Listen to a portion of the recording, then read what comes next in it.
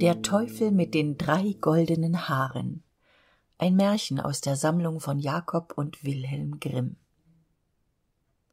Es war einmal eine arme Frau, die gebar ein Söhnlein, und weil es eine Glückshaut umhatte, als es zur Welt kam, so ward ihm geweissagt, es werde im 14. Jahr die Tochter des Königs zur Frau haben.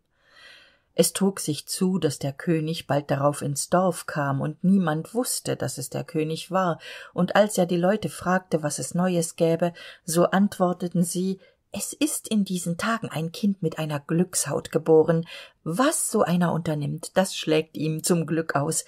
Es ist ihm auch vorausgesagt, in seinem 14. Jahre solle er die Tochter des Königs zur Frau haben.« Der König, der ein böses Herz hatte und über die Weissagung sich ärgerte, ging zu den Eltern, tat ganz freundlich und sagte: »Ihr armen Leute, überlasst mir euer Kind, ich will es versorgen.« Anfangs weigerten sie sich, da aber der fremde Mann schweres Gold dafür bot und sie dachten, es ist ein Glückskind, es muß doch zu seinem Besten ausschlagen, so willigten sie endlich ein und gaben ihm das Kind. Der König legte es in eine Schachtel und ritt damit weiter, bis er zu einem tiefen Wasser kam. Da warf er die Schachtel hinein und dachte: »Von dem unerwarteten Freier habe ich meine Tochter geholfen.« Die Schachtel aber ging nicht unter, sondern schwamm wie ein Schiffchen, und es drang auch kein Tröpfchen Wasser hinein. So schwamm sie bis 2 Meilen vor des Königs Hauptstadt, wo eine Mühle war, an dessen Wehr sie hängen blieb. Ein Mahlbursche, der glücklicherweise dastand und sie bemerkte, zog sie mit einem Haken heran und meinte, große Schätze zu finden. Als er sie aber aufmachte, lag ein schöner Knabe darin, der ganz frisch und munter war. Er brachte ihn zu den Müllersleuten, und weil diese keine Kinder hatten, freuten sie sich und sprachen: »Gott hat es uns beschert.« Sie pflegten den Findling wohl, und er wuchs in allen Tugenden heran. Es trug sich zu, daß der König einmal bei einem Gewitter in die Mühle trat und die Müllersleute fragte, ob der große Junge ihr Sohn wäre. »Nein«, antworteten sie, »es ist ein Findling. Er ist vor 14 Jahren in einer Schachtel ans Wehr geschwommen, und der Mahlbursche hat ihn aus dem Wasser gezogen.« Da merkte der König, daß es niemand anders als das Glückskind war, das er ins Wasser geworfen hatte, und sprach: »Ihr guten Leute, könnte der Junge nicht einen Brief an die Frau Königin bringen? Ich will ihm 2 Goldstücke zum Lohn geben.« »Wie der Herr König gebietet«, antworteten die Leute und hießen den Jungen sich bereithalten. Da schrieb der König einen Brief an die Königin, worin stand: »Sobald der Knabe mit diesem Schreiben angelangt ist, soll er getötet und begraben werden, und das alles soll geschehen, ehe ich zurückkomme.« Der Knabe machte sich mit diesem Briefe auf den Weg, verirrte sich aber und kam abends in einen großen Wald. In der Dunkelheit sah er ein kleines Licht, ging darauf zu und gelangte zu einem Häuschen. Als er hineintrat, saß eine alte Frau beim Feuer ganz allein. Sie erschrak, als sie den Knaben erblickte, und sprach: »Wo kommst du her und wo willst du hin?« »Ich komme von der Mühle«, antwortete er, »und will zur Frau Königin, der ich einen Brief bringen soll. Weil ich mich aber in dem Walde verirrt habe, so wollte ich hier gerne übernachten.« »Du armer Junge«, sprach die Frau, »du bist in ein Räuberhaus geraten, und wenn sie heimkommen, so bringen sie dich um.« »Mag kommen, wer will«, sagte der Junge, »ich fürchte mich nicht. Ich bin aber so müde, daß ich nicht weiter kann«, streckte sich auf eine Bank und schlief ein. Bald hernach kamen die Räuber und fragten zornig, was da für ein fremder Knabe läge. »Ach«, sagte die Alte, »es ist ein unschuldiges Kind. Es hat sich im Walde verirrt, und ich habe ihn aus Barmherzigkeit aufgenommen. Er soll einen Brief an die Frau Königin bringen.« Die Räuber erbrachen den Brief und lasen ihn, und es stand darin, daß der Knabe sogleich, wie er ankäme, sollte ums Leben gebracht werden. Da empfanden die hartherzigen Räuber Mitleid, und der Anführer zerriß den Brief und schrieb einen anderen, und es stand darin, sowie der Knabe ankäme, solle er sogleich mit der Königstochter vermählt werden. Sie ließen ihn dann ruhig bis zum andern Morgen auf der Bank liegen, und als er aufgewacht war, gaben sie ihm den Brief und zeigten ihm den rechten Weg. Die Königin aber, als sie den Brief empfangen und gelesen hatte, tat, wie darin stand, hieß ein prächtiges Hochzeitsfest anstellen, und die Königstochter ward mit dem Glückskind vermählt, und da der Jüngling schön und freundlich war, so lebte sie vergnügt und zufrieden mit ihm. Nach einiger Zeit kam der König wieder in sein Schloss und sah, dass die Weissagung erfüllt und das Glückskind mit seiner Tochter vermählt war. »Wie ist das zugegangen?« sprach er. »Ich habe in meinem Brief einen ganz anderen Befehl erteilt.« Da reichte ihm die Königin den Brief und sagte, er möchte selbst sehen, was darin stände. Der König las den Brief und merkte wohl, dass er mit einem andern war vertauscht worden. Er fragte den Jüngling, wie es mit dem anvertrauten Briefe zugegangen wäre, warum er einen andern dafür gebracht hätte. »Ich weiß von nichts«, antwortete er, »er muß mir in der Nacht vertauscht sein, als ich im Walde geschlafen habe.« Voll Zorn sprach der König, »So leicht soll es dir nicht werden, wer meine Tochter haben will, der muß mir aus der Hölle 3 goldene Haare von dem Haupte des Teufels holen.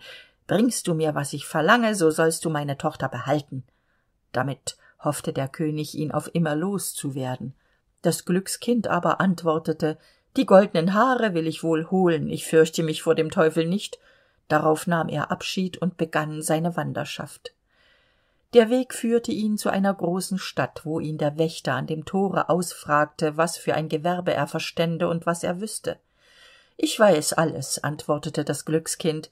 »So kannst du uns einen Gefallen tun«, sagte der Wächter, »wenn du uns sagst, warum unser Marktbrunnen, aus dem sonst Wein quoll, trocken geworden ist und nicht einmal mehr Wasser gibt.« »Das sollt ihr erfahren«, antwortete er, »wartet nur, bis ich wiederkomme.« Da ging er weiter und kam vor eine andere Stadt.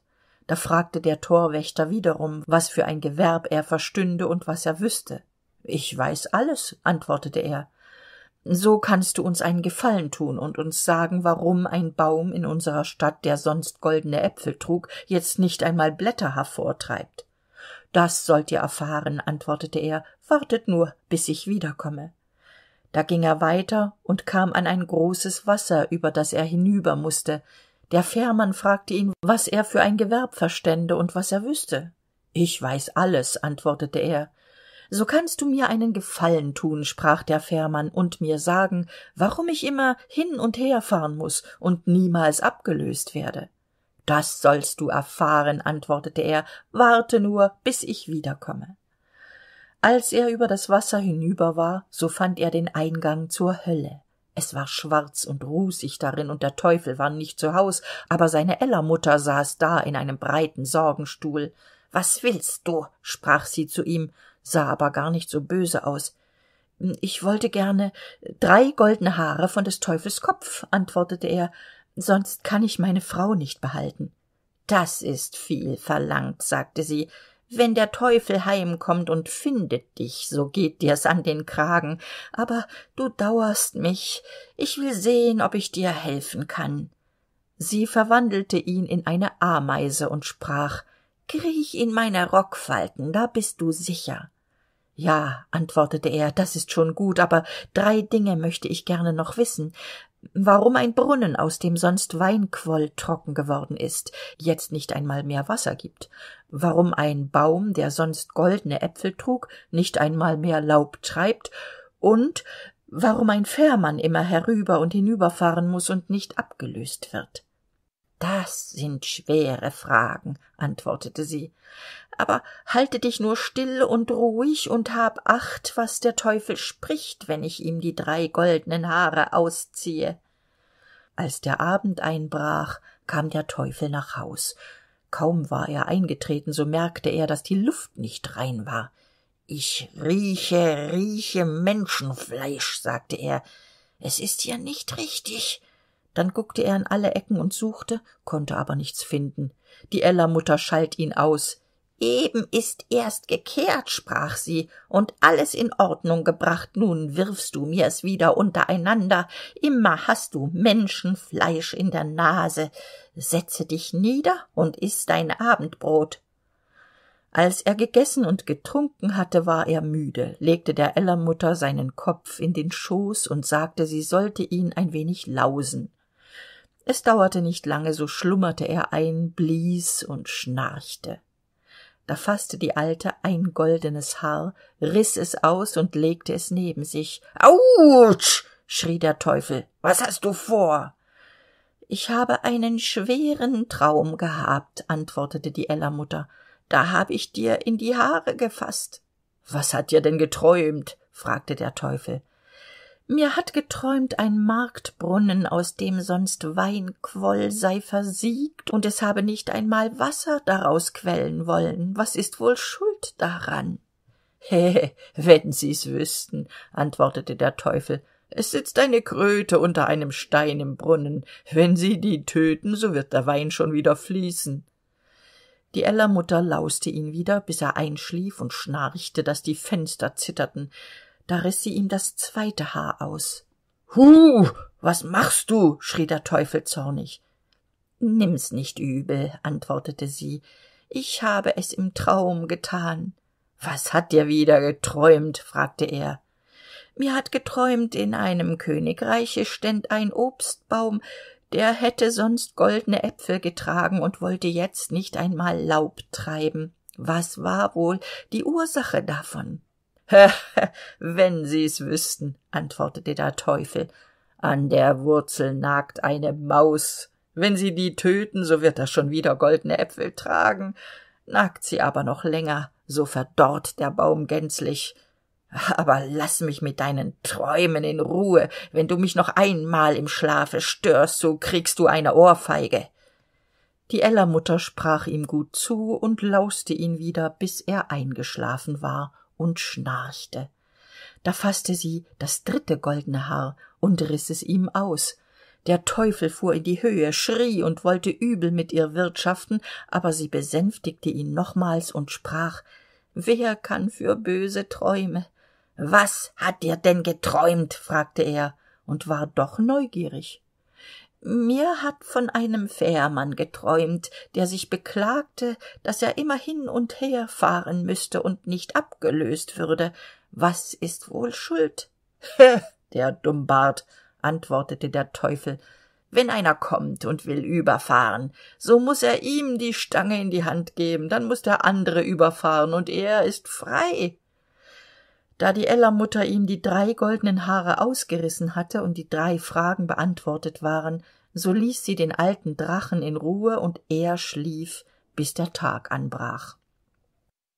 Als der Teufel wieder fortgezogen war, holte die Alte die Ameise aus der Rockfalte und gab dem Glückskind die menschliche Gestalt zurück. »Da hast du die 3 goldenen Haare«, sprach sie. »Was der Teufel zu deinen 3 Fragen gesagt hat, wirst du wohl gehört haben.« »Ja«, antwortete er, »ich habe es gehört und will's wohl behalten.« »So ist dir geholfen«, sagte sie, »und nun kannst du deiner Wege ziehen.« Er bedankte sich bei der Alten für die Hilfe in der Not, verließ die Hölle und war vergnügt, dass ihm alles so wohl geglückt war. Als er zu dem Fährmann kam, sollte er ihm die versprochene Antwort geben. »Fahr mich erst hinüber«, sprach das Glückskind, »so will ich dir sagen, wie du erlöst wirst.« Und als er auf dem jenseitigen Ufer angelangt war, gab er ihm des Teufels Rat: »Wenn wieder einer kommt und er will übergefahren sein, so gib ihm nur die Stange in die Hand.« Er ging weiter und kam zu der Stadt, worin der unfruchtbare Baum stand und wo der Wächter auch Antwort haben wollte. Da sagte er ihm, wie er vom Teufel gehört hatte: »Tötet die Maus, die an seiner Wurzel nagt, so wird er wieder goldene Äpfel tragen.« Da dankte ihm der Wärter und gab ihm zur Belohnung 2 mit Gold beladene Esel, die mußten ihm nachfolgen. Zuletzt kam er zu der Stadt, deren Brunnen versiegt war. Da sprach er zu dem Wächter, wie der Teufel gesprochen hatte: »Es sitzt eine Kröte im Brunnen unter einem Stein, die müßt ihr aufsuchen und töten, so wird er wieder reichlich Wein geben.« Der Wächter dankte und gab ihm ebenfalls 2 mit Gold beladene Esel. Endlich langte das Glückskind daheim bei seiner Frau an, die sich herzlich freute, als sie ihn wiedersah und hörte, wie wohl ihm alles gelungen war.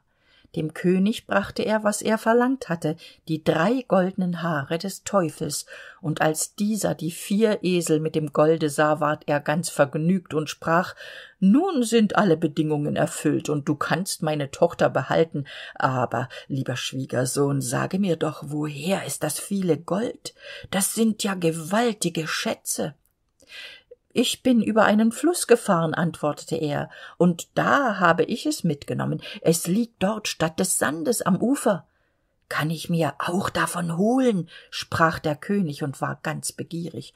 »So viel ihr nur wollt«, antwortete er, »es ist ein Fährmann auf dem Fluss, von dem lasst euch überfahren, so könnt ihr drüben eure Säcke füllen.« Der habsüchtige König machte sich in aller Eile auf den Weg, und als er zu dem Fluss kam, so winkte er dem Fährmann, der sollte ihn übersetzen. Der Fährmann kam und hieß ihn einsteigen, und als sie an das jenseitige Ufer kamen, gab er ihm die Ruderstange in die Hand und sprang davon. Der König aber mußte von nun an fahren, zur Strafe für seine Sünden. Fährt er wohl noch? Was denn?